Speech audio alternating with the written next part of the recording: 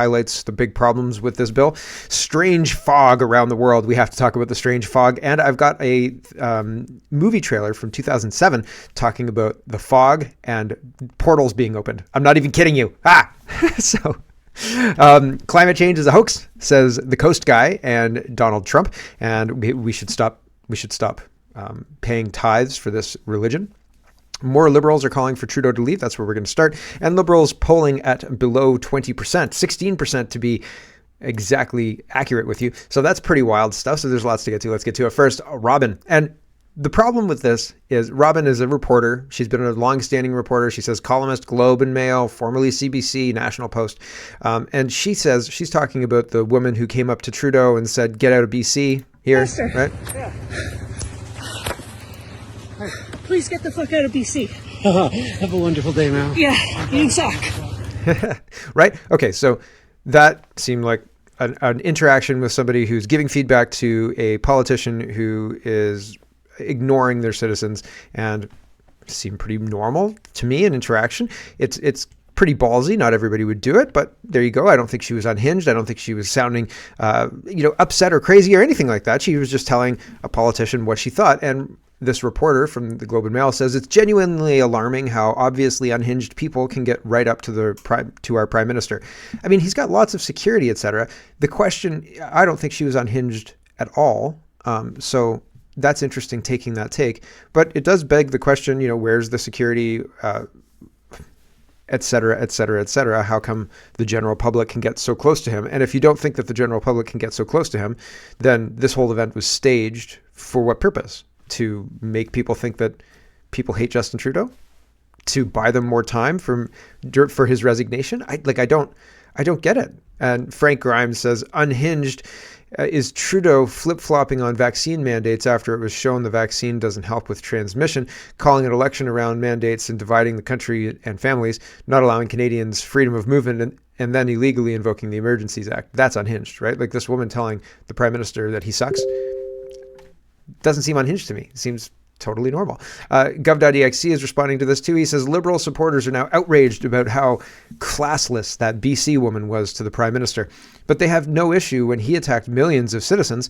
They were even cheering as we were fired from our jobs and banned from society. Did they not see the hypocrisy here? So in French, Justin Trudeau's talking about how do we tolerate these people, right? They're racists and they're misogynistic and they're anti-vaxxers. How do we tolerate them? All in French, right? So this is classless. This is an attack on citizens. This is unnecessary. May sound polite, but it's not. It's anything but, right?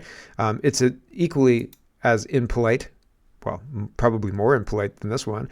And children were impacted by that. How dare you do this in front of his kids? Well, this was done to people in front of their children too. Do you remember the woman who was arrested for not wearing a mask in an arena for wanting to go watch her kid play hockey? Honestly, these things are unbelievable. When the left does it, they find no problem with it. When the right does it, they're pearl clutching. And won't somebody think about the children, right? Like, give me a break. Jay says, for a little perspective on the lady that told Justin Trudeau to get out of BC, remember that time in British Columbia when Pierre Trudeau, Justin's father, gave protesters the finger? Canadians responded by hurling rotten tomatoes and stuff at his train for the duration of his voyage. It's like orders of magnitude different, right? Like the woman said, hey, you suck. Like, hey, dude, get out of BC, you suck. This is not even a scandal, and they're trying to make it into a scandal, and a scandal where the woman's in the wrong and not the prime minister who's destroyed the economy and destroyed our country. Give me a break. Give me a break. Unhinged? Robin, look in the mirror.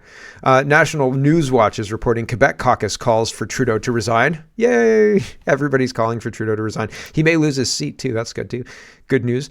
Brian Lilly says these emails among Liberal MPs are insane. Calls for him to step down. Mary Ng saying her constituents love Trudeau. Chatter about proroguing so the Liberals can have a leadership race without having to face confidence votes. That's what they're going to do. If Trudeau goes into prorogue to trigger a leadership race, and then I'll read you a treatment here at the bottom here talking about, well, I'll read it right now. Chardell pointed to the context to make her arguments in the email that was obtained by the Hill Times. Prorogation may therefore be a necessary step to ensure stability, allowing the government to reset its agenda, facilitate leadership transitions, and prepare a refreshed vision aimed at economic challenges and geopolitical pressures, wrote Chattel in her email. Only prime ministers could request prorogation before their resignation takes effect. She said that if and when Trudeau resigns, the Liberal caucus should appoint an interim leader who would then seek the confidence of the House. If successful, the Governor General would formally appoint the interim leader as Prime Minister, while the interim leader could potentially lead the party into the next election. She argued it would be more advantageous for the party to go into the election with a new leader elected through a leadership race. So it's interesting just for like the chess game of all of this, where the Liberals are in a position now where they need to run a leadership race. That's really, really inconvenient when you have to run an election. All of this is not part of the plan, I don't think. But it seems like Freeland is gearing up to be the leader of the Liberal Party in the next... I think so. I think that it's Freeland who's the heir apparent. They'll have an interim leader. The prorogation kills C-63 on paper. It kills everything on paper. And so I don't know if they'll have a chance with an interim leader to be able to get C-63 back through the House and all of that other stuff, considering the filibuster and the impending election, and the Liberal House is in complete and utter chaos, right? So I don't know that they're going to have the ability to maneuver to get C-63 running through the House again. We'll see. But I think that the Conservatives are going to pass it. I think they are. December 31st, 2024. That's my prediction. Here's a few more, and I think they're going to pass it using anti-Semitism as the basis for the need. They'll say, well, we need to have this because of anti-Semitism. And I think they're on record now already as saying the criminal code is enough to deal with online issues and things like that. I still think they're going to come through and be like, oh, that bill C-63, we should probably pass that and pass it. I don't know why. I just have a gut feeling about it. Anyway, back to this. As Prime Minister Trudeau continues to reflect on his future, several MPs are speculating about his expected resignation in the coming days and proposing a path forward on how to elect a new leader at a time when the government risks being defeated at any time when the House returns in late January. I continue to believe that early in the new year, a plan moving forward will be announced, including Trudeau's resignation, and we will be consumed with new challenges, wrote Judy Scrow, Humber River, Black Creek, Ontario, in an email to her caucus colleagues on Saturday, December 28th, obtained by The Hill. Happy New Year, she says. In a second email to Liberal MPs, she wrote, "There's no option but resignation is the only way forward. He knows it just as we do." The email back and forth among Liberal caucus members started Friday, December 27th, when Liberal MP George Shahal, I'm probably pronouncing it wrong, sorry, sent out an email to his colleagues calling on Trudeau to immediately step down. In a second email to the Liberal Party president, Shahal said that the party should be preparing for a leadership election even before Trudeau's formal resignation. The Hill Times first reported on these emails Friday morning. On Saturday, International Trade Minister Mary Ng, a former senior PMO staffer, sent an email to MPs sharing her constituents' positive reviews of Trudeau's leadership. According to Liberal sources, Liberal MPs Emmanuel L. thanked Ng for sharing those emails, and Liberal MPs Anja Dillon defended Trudeau and condemned the cruel and unjustified hatred he and his family sometimes have to put up with from Canadians. Right, sure, right. Oh, that poor man. Give me a break, honestly. TD Leaker says, "I had a beverage with my staffer friend again. It's strictly forbidden within the Liberal Party to even mention how many new homes have actually materialized from the billions dumped into the housing programs. Why? Because the math is catastrophic. Hundreds of millions of dollars spent per home. Instead, they cling to the total amount spent as their twisted measure of success. They know full well that this is a death sentence for the party." So when this comes out, when people understand what they've done, they've just thrown money at this problem and not actually solved the problem whatsoever. People are going to be mad, right? I guess that's the implication. And Nixon says, "We can't build our way out of this. 30% of people in Canada were not born in Canada. Immigration is outpacing domestic population by 40-1. Yet there's never any discussion of the strain this puts on healthcare and housing. Never mind education. Tell me again how we just need to build more houses and hire more doctors." Yeah, it's not going to fix what immigration is breaking, and we need to deal with the immigration aspect of things. But Trudeau doesn't want to deal with that. Mickey says Radio Canada removes an interview with Justin Trudeau from its programming. It was recorded before Freeland quit and, quote, was no longer topical and no longer had its relevance to listeners due to the political crisis that subsequently broke out in Ottawa. So, womp, not great, right? Like not very good at all. So, I want to hear the interview, though. I'm interested in listening to what Trudeau was saying. I have a feeling it was blowing sunshine up Chrystia Freeland's bum to make sure that she stayed on side, right? And then she tanked Trudeau. So that's pretty funny. Mark says Justin Trudeau is still skiing in British Columbia. That's December 30th. So today's the 31st. Do you think he's coming back to deal with the crisis in Liberal Town before New Year's? No. It'll be the 3rd or the 4th before he comes back. This person says the two most important issues. This person's a far left person. This is not somebody who is seeing things rationally. I'm just setting up a retort. The two most important issues for Canadians, according to Angus Reid's latest poll, are housing and healthcare. Both are predominantly under provincial jurisdiction, power and control. Canadians are being gaslit into blaming Trudeau and the federal government for provincial, mostly conservative provincial failures. Right? And so, nope, I don't really think so. So here's Stacy, and Stacy gives this very, very, very good analogy. A restaurant owner, the federal government, invites 400 of his friends, newcomers, to dine at his restaurant. The restaurant manager, the premier, tells him that the restaurant only has room for 100. The owner says he doesn't care. He wants to impress, make it happen. The cook, the mayor, cuts quarters. The waitstaff, municipal governments can't keep up. Results, guests get sick from undercooked food or angry about the wait and crappy service. Frustrated employees quit because they don't get paid enough for the hassle, and people die when a fire breaks out because they broke maximum occupancy safety codes and didn't have enough first aid on hand. Who's at fault? Who started the chain of unfortunate events? Answer: the federal government, the restaurant owner, right? They created the situation in the first place. It's their fault. And yes, that's true. And Justin Trudeau bears the responsibility for this. Lion Advocacy is just asking a question, and it's a good one. Why on earth did Fidel Castro attend the funeral of Justin Trudeau's father with front row seats to boot? Not a conspiracy theory. So there's Fidel Castro at the funeral of Justin Trudeau, of Pierre Elliott Trudeau. Right? Crazy stuff. Doesn't he look like his mom? And I mean the crazy eyes, obviously, is what I mean. Jeepers creepers. Go buy eggs. Please go buy eggs. Today, right now, if you're out, stop and go buy eggs. I promise you, please go buy eggs. If you want to make meatballs in the next 3 weeks, go buy eggs. Go buy eggs. Bird flu they're coming after the food, and they're using bird flu as a reason to cull chickens. And because they're culling chickens, what happens? No eggs. I was at Walmart last night. This is BC. Concerned mom is sharing Odessa's tweet.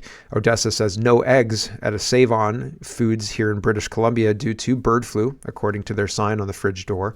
I was at Walmart last night and I walked by the eggs. All we had, there were eggs, but there wasn't. It was like being cleaned out. It was like all the eggs we have left are these big pallets of eggs. You could buy $9 worth of eggs and you get 36 eggs or something like that. So I'm going to go buy 2 of those pallets today. And I'm not meaning, eggs last a long time. So I'm not meaning to trigger a toilet paper run or anything like that. That's not necessarily what this is. I hope I'm misreading this. But if you know things before the general public know things, and I think I'm behind the 8 ball on this. I've been talking about how they're going to use bird flu to deal with to take out our food system for a while. I have eggs. I just want extra eggs. But I feel like this is the opening salvo. I feel like this is the opening thing. So no eggs at the Save On in BC and no eggs at the Walmart in Guelph. And well, there are some eggs, but only the eggs that are left because people are like, where the heck are all the eggs? Like the organic eggs, the expensive eggs, they're all still left. Like top shelf, the 2 top shelves that have all the expensive organic, omega-3 eggs and all that stuff. And then the big pallets of eggs on the bottom. But no, small eggs, medium eggs, large eggs, none of those regular eggs that you could usually buy. I'm saying eggs way too many times here.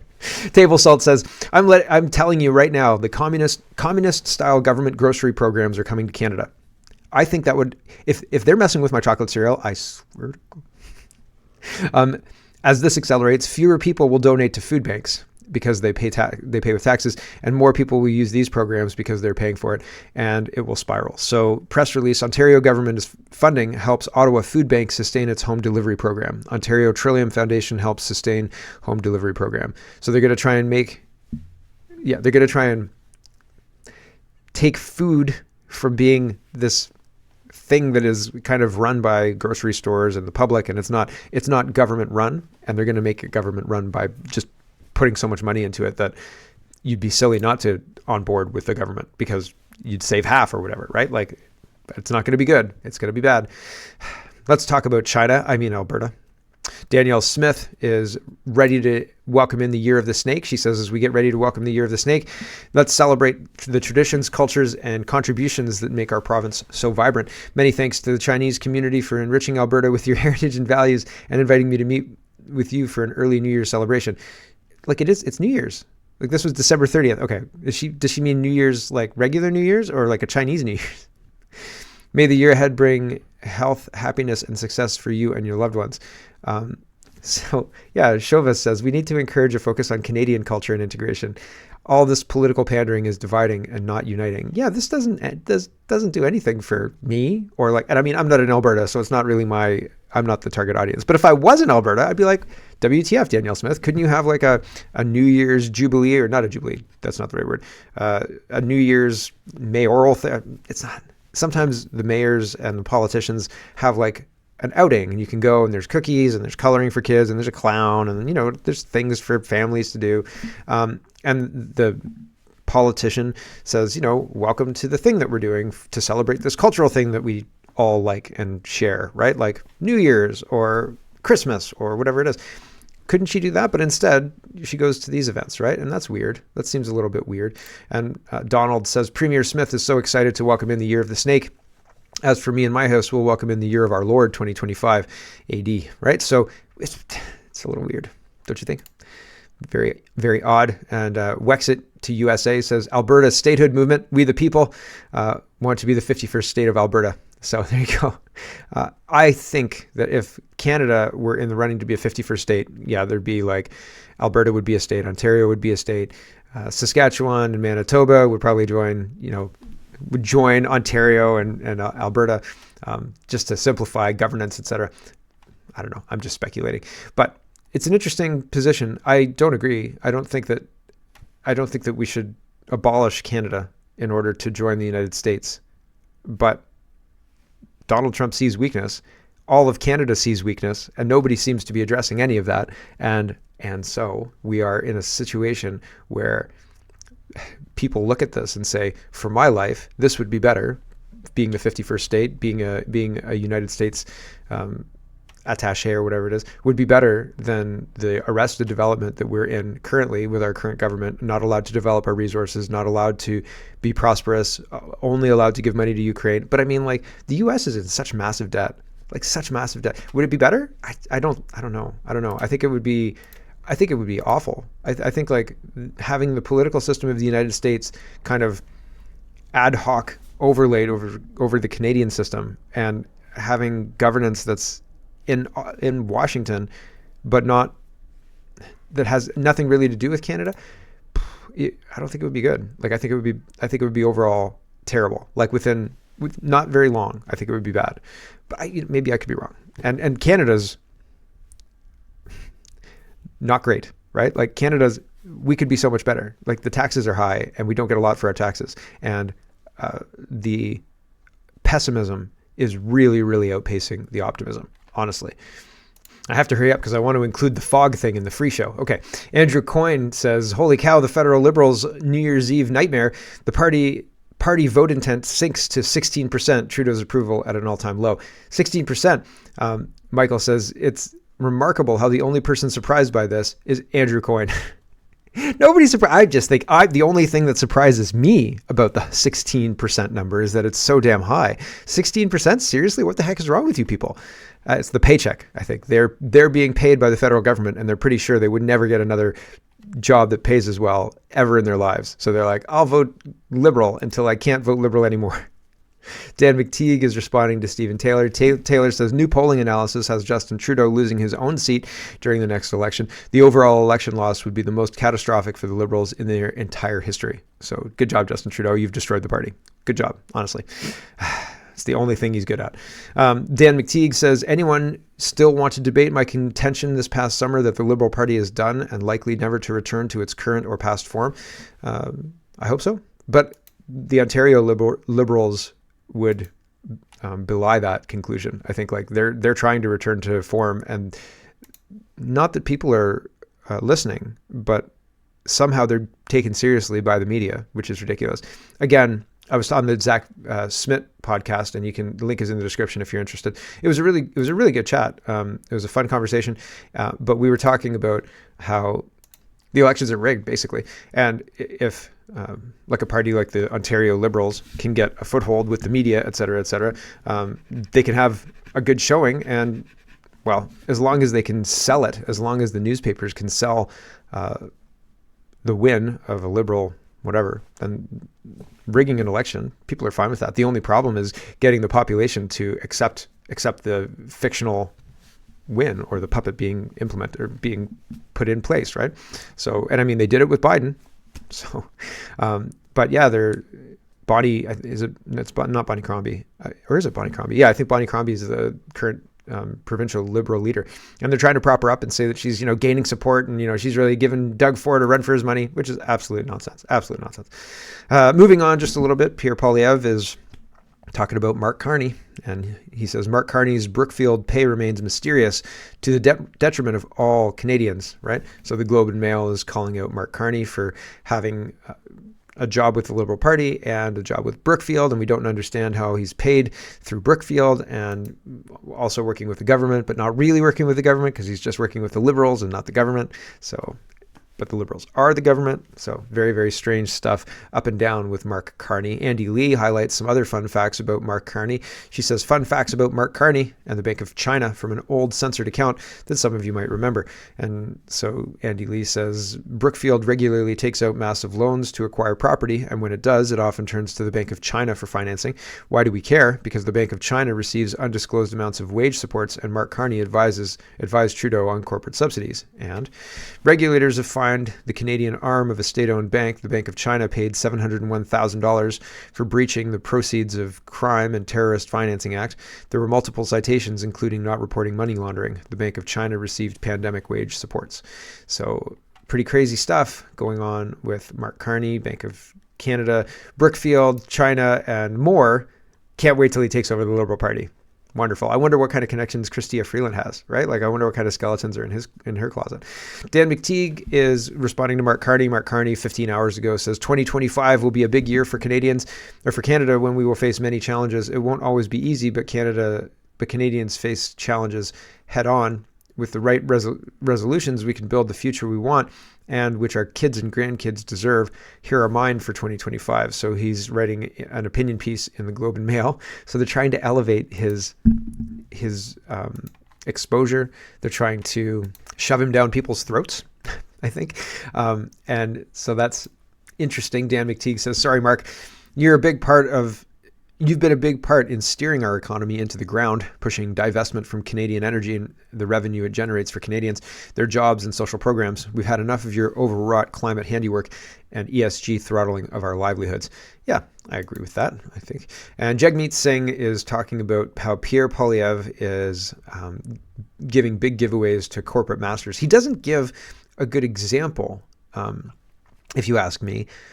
So here's a JME Sings video that's a minute long. It feels a lot longer than it is, though. So he says, I'm ready to fight to stop Pierre Poilievre before his callous cuts hurt middle-class families. I don't back down. I don't give up. Join me in this fight.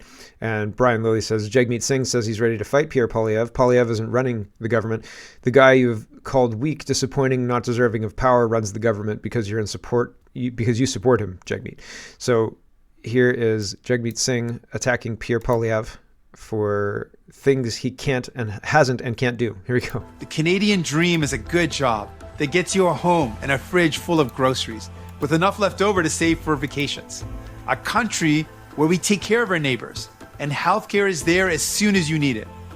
But Justin Trudeau and his government keep letting people down. And there's another threat to the middle class. Pierre Poilievre and the Conservatives will take from you to give more to CEOs. It's favors and giveaways for billionaires while they cut healthcare, housing, and pensions. I got into politics to fight for people. It's why I fought for dental care, even when Justin Trudeau said no. It's why I won't let Pierre Poilievre cut your healthcare or let Donald Trump take. Holy cow, there's 15 seconds left still. Unbelievable. Like Jeepers Creepers. Really? Really? It's one of those videos where you just stop listening because he's not saying anything of substance, right? Sorry if there was anyone actually still listening, but I doubt it.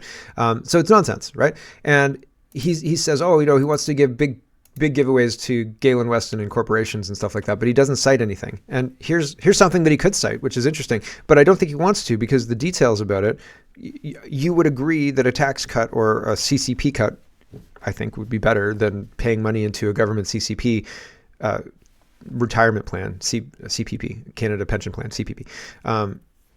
Because if you took all the money that you put into the CPP and you invested that yourself, you would yield a much better return than CPP is giving you, right? So I think I'm of the mind that reducing the amount that is forced off your paycheck is better for your family and better for the business than forcing the business and you to pay to put some aside for retirement in an automatic way. Now the sell to the employee is, don't you want basically double your retirement contributions?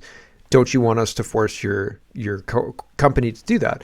And like, sure, I guess you'd want that, right? But like, you want companies to be able to start up, and it's very difficult to start up if you want to hire somebody to help you with something and you can't afford to hire them, right? Like, it's difficult enough to start a business and scale it.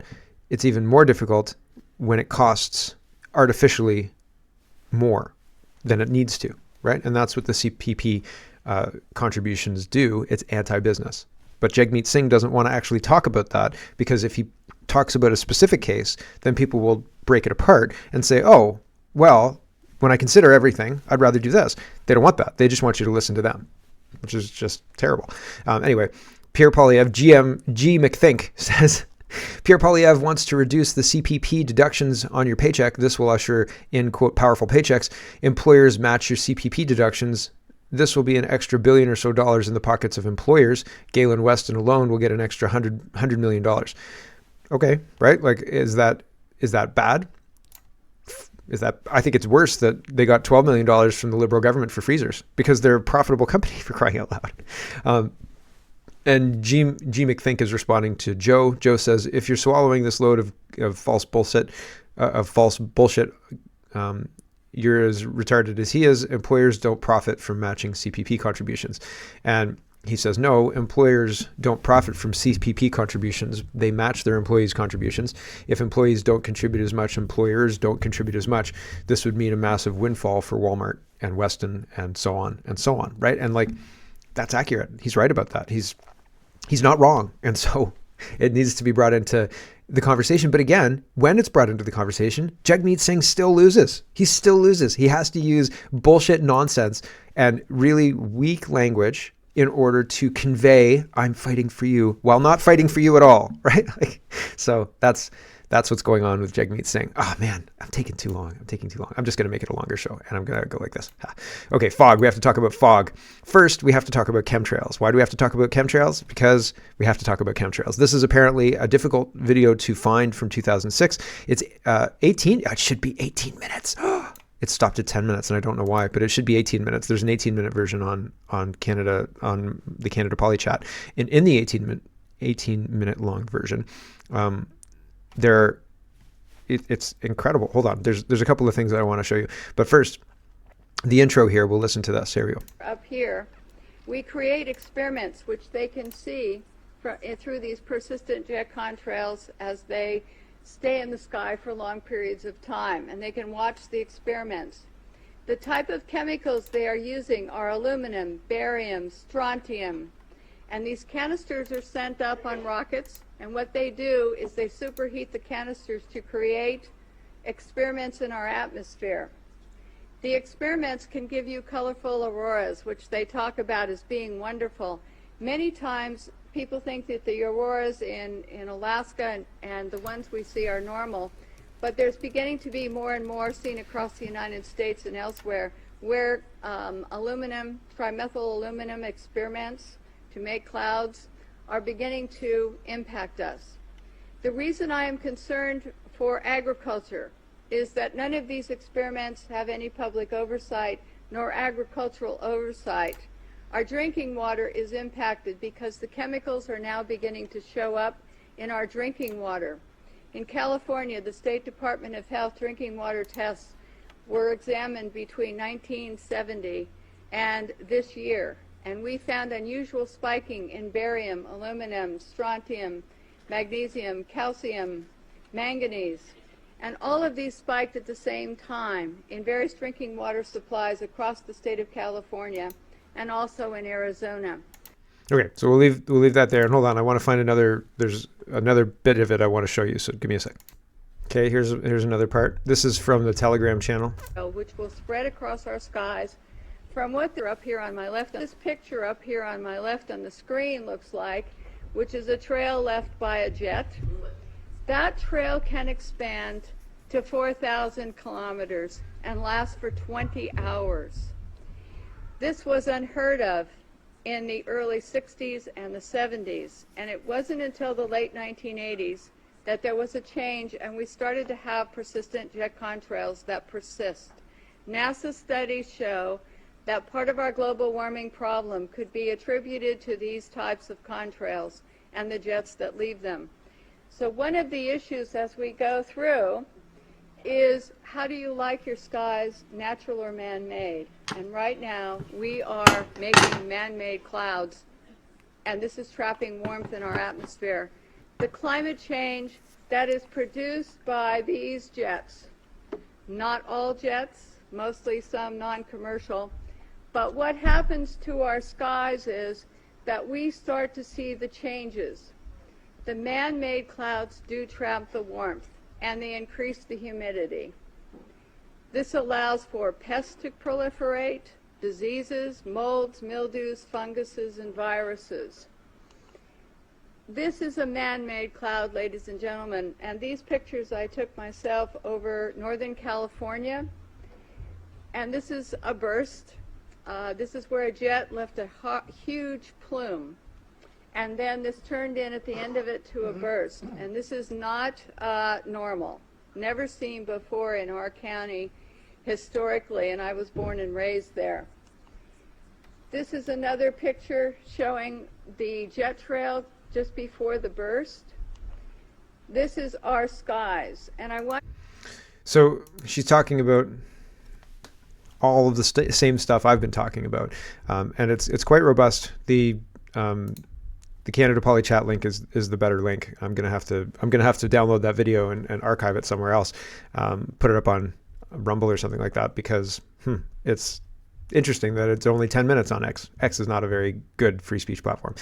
Here is somebody else talking about the fog. So the fog and the spraying in the skies are connected because they're geoengineered, it seems. But here we go. Strange fog with chemical smell in the Pacific Northwest.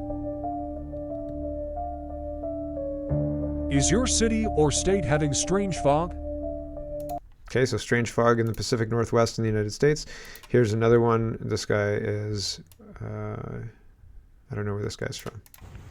All right, so it's crazy foggy right now. But that's not the weird part, okay?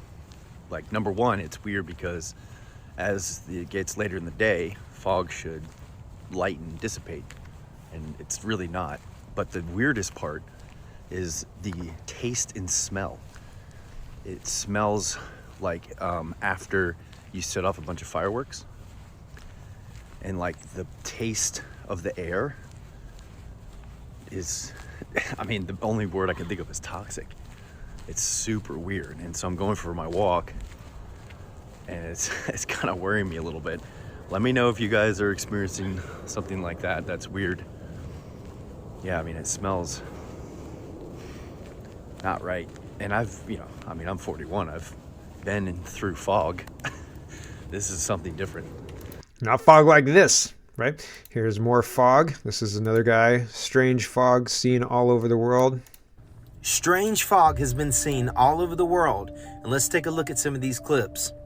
As you can see, people online are saying that it has a consistency or a texture to it that is very unusual. Also, just the sight with your eyes is strange, especially fog that is carried on for days.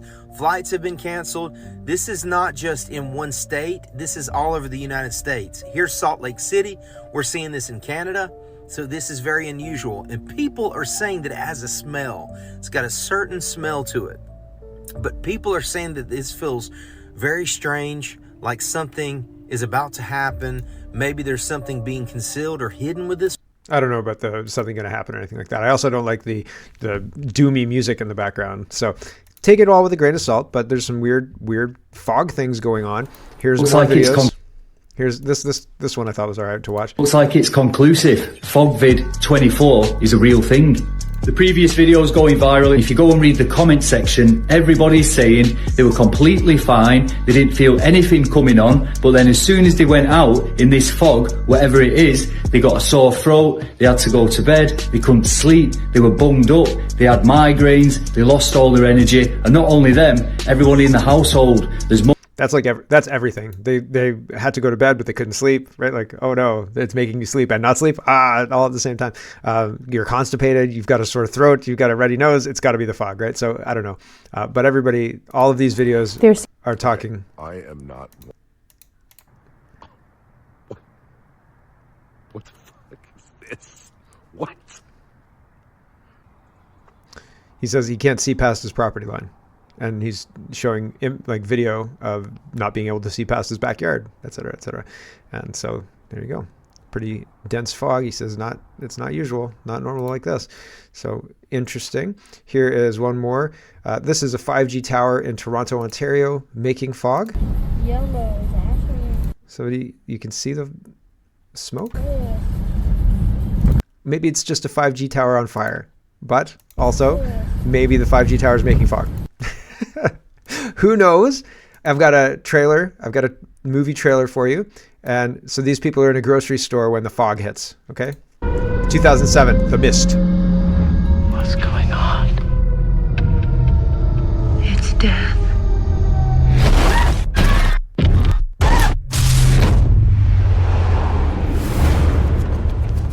Something in the mist! Shut the doors! Shut the doors!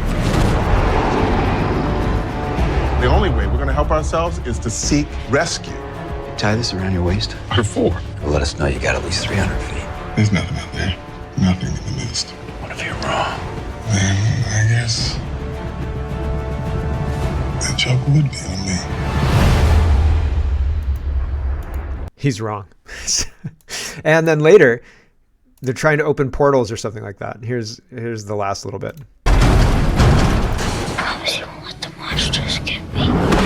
What are you guys messing with up there? I thought that there were other dimensions. They wanted to try and make a window.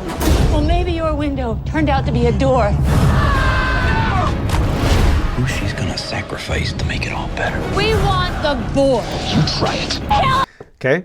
Mist, opening doors. And what just happened? Oh, well, the Vatican just opened some Christmas portals. Whatever. Everything's fine. Nothing's weird about this. Pope Francis is opening holy doors, referred to as sacred portals, during the Jubilee year in 24. Contrary to some reports, he's not opening 5 of them on Christmas Eve. Here's the details. On Christmas Eve, the first one's opened. 2024, Pope Francis will open the first holy door. December 26, a holy door will be opened at a prison. The prison on this side of the door, or December 29, Pope Francis will open the Holy Door at Rome's Basilica. January 1st, the Holy Door at the Papal Basilica of St. Mary Major will be opened. And January 5th, the final Holy Door will be opened at the Papal Basilica of St. Paul outside the walls in Rome. So these doors are just like it's just opening a door, I guess. But they're talking about opening these holy sacred portals. Weird, right? I'm sure it's just a crazy random happenstance. Things that happen, right? Missed at the same time. Hello, everyone. Thanks very much for watching. This is just a short version of a longer show. If you'd like to get the whole show, you can go over to CanadaPoly.com and sign up for a subscription. Just look in the drop-down tab for Shop and Donate and look for subscriptions, and you'll get immediate access to the full show, love to see you. Thanks for watching, everybody. Have a wonderful, wonderful